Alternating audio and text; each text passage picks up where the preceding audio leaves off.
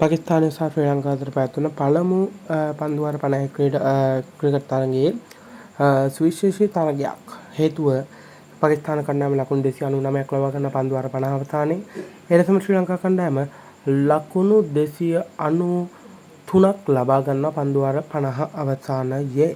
ඉතින් කෙසේ වූ අවසානයේ තරගය ශ්‍රී ලංකාව අතින් ගෙලිහුණා. පළමු කඩුල්ලට ලකුණු 85ක සම්බන්ධතාවයක් එක් කරන කමල් මිෂාර් සහ පැතුම් නිසංක සමත් වුණා. ඉතින් මුල් භාගයේ අවසන් වන විට ශ්‍රී ලංකා කණ්ඩායමට ජයග්‍රහණය පෙනෙන මානෙ තිබුණේ. නමුත් ශ්‍රී ලංකා කණ්ඩායමේ මැද පෙළ දියාවුරු පිතිකරණය නිසා ශ්‍රී ලංකා කණ්ඩායමට පරාජයක් හිමි වුණා. ඉතින් කෙසේ වූ අපි අගය කළ යුතුම ඉනිමක් තියෙනවා. ඒ තමයි වනිදු හතරංගේ ඉනිම. ඉතින් ලකුණු 59ක් පන්දු 52ක ලබා ගන්නවා.